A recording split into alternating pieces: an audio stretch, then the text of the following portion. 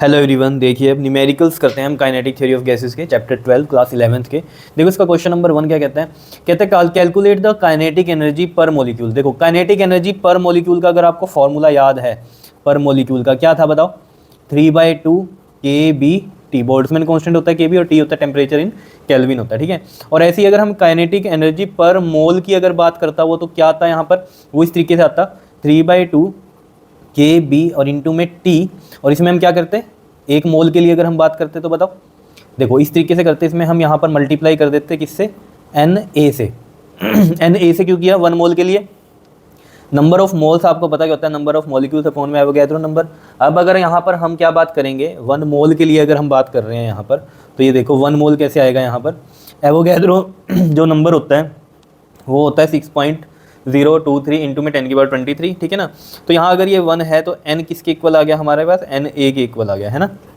1 मोल के लिए n कितना आ गया, एवोगैड्रो नंबर के इक्वल आ गया।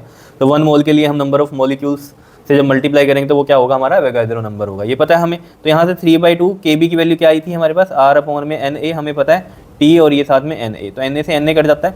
3/2 RT वैल्यू होती है हमारे पास पर मॉलिक्यूल के लिए काइनेटिक एनर्जी, ठीक है, पर मोल के लिए सॉरी, ठीक है।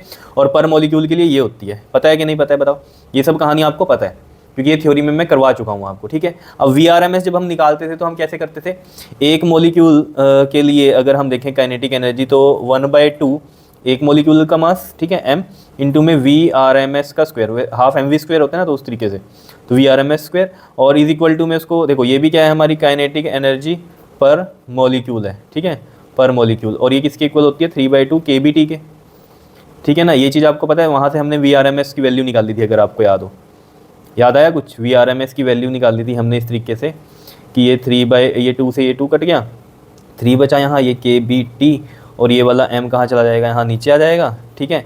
और VRMS कितना आ जाएगा हमारे पास, अंडर रूट में 3 KB/T अपॉन में स्मॉल m।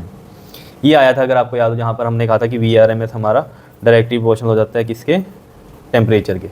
याद आया कुछ, ठीक है। तो देखो ये सब कहानी आपको अगर पता होगी तो आप इजीली कर पाओगे न्यूमेरिकल्स को। देखो जरा, अब मैंने ये बता दिया आपको सारी कहानी, ठीक है, ताकि आपको याद आ जाए। देखो जी सॉल्यूशन में हम चलते हैं। काइनेटिक एनर्जी पर मॉलिक्यूल निकालनी है हमें, ठीक है जी, पर मॉलिक्यूल। तो हमें वैल्यू पता ही है इसकी क्या होती है, 3/2 KB/T। और जो टेम्परेचर लेना है हमें वो 127 डिग्री C लेना है, लेकिन टेम्परेचर यहाँ एब्सोल्यूट होता है, केल्विन में होता है, तो 273 ऐड करोगे 127 में तो कितना बन जाएगा, ये 400 केल्विन बन जाएगा, ठीक है। तो यहाँ पर हम क्या करेंगे, देखो 3/2 और KB की वैल्यू यहाँ गिवन है हमें 1.38 इंटू में 10⁻23 और टेम्परेचर कितना है हमारे पास 400 है, ठीक है। क्लियर है, कोई दिक्कत तो नहीं है इसमें।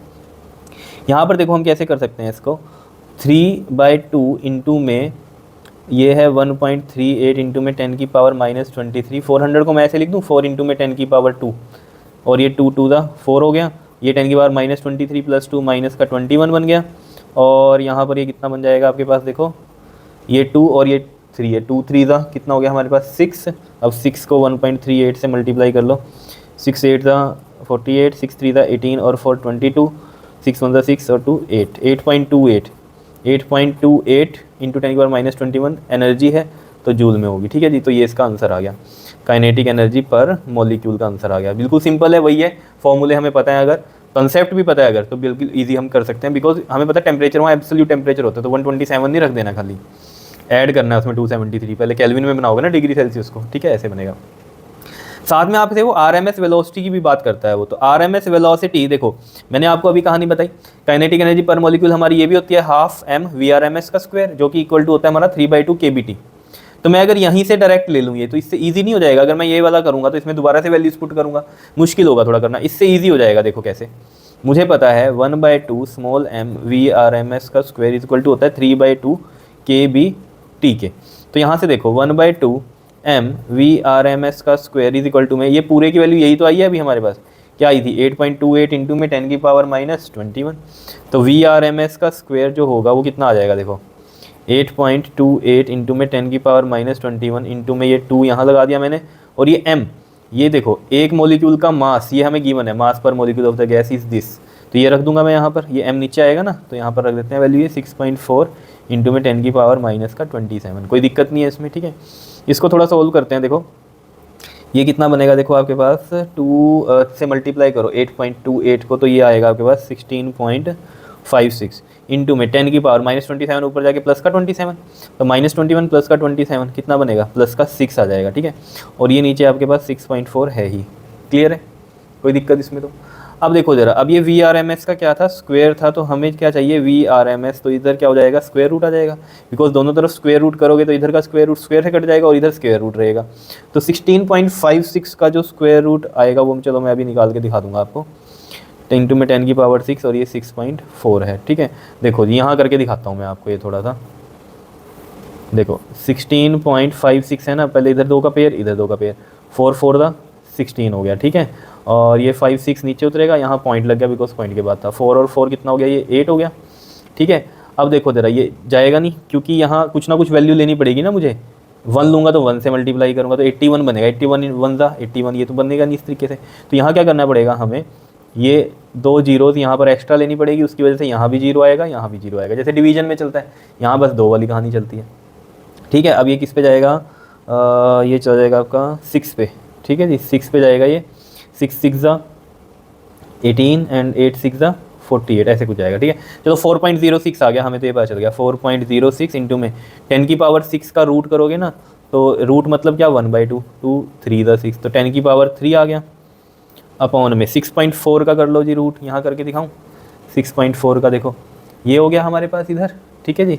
और इधर जब बनेगा ये हमारे पास, देखो किस तरीके से बनेगा, यहाँ पर पॉइंट से इधर हमें 2 के पेयर में चलाना पड़ेगा इसको इस तरीके से, ठीक है। तो 2 के पेयर में हम इसको चलाते हैं, देखो कैसे बनेगा, 2 2 ज़ा 4, ये 2 और ये 4 0 उतरा हमारे पास इस तरीके से, ठीक है। और पॉइंट लगा है तो यहाँ भी पॉइंट लग जाएगा, और ये 2 और 2 कितना हो गया, 4 हो गया। अब किस पे जाएगा ये देखो ज़रा, 5 पे चला जाएगा, ठीक है। तो 2.5 बस हम ले लेते हैं यहाँ पर, तो ये आ गया हमारे पास 2.5, ठीक है, क्लियर। अब देखो ज़रा इसमें 4.06 का 100 और 2.5 का 10 ऊपर चला गया, और 10 की पावर 3 तो है ही यहाँ पर, ये 0 से ये 0 कैंसिल, ठीक है, कोई दिक्कत नहीं है इसमें।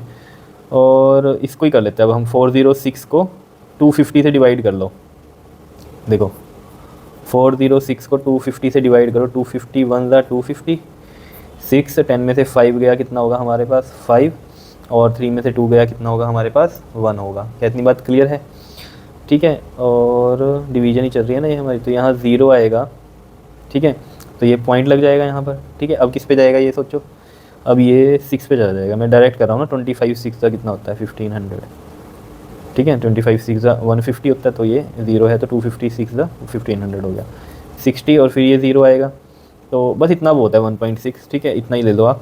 कितना आ गया ये 1.6 इंटू में 10 की पावर 3 मीटर पर सेकेंड, ये आंसर आ गया, ये किसका, और एक ये आंसर आ गया। देखो सिंपल ही था ना, मेन क्या कैलकुलेशन है, और मेन है ये फंडे जो आपको थ्योरी में समझाए गए थे ना, वो आपको आनी चाहिए बस, और कुछ नहीं है, सिंपल ये कहानी कर लोगे। ओके जी, थैंक यू।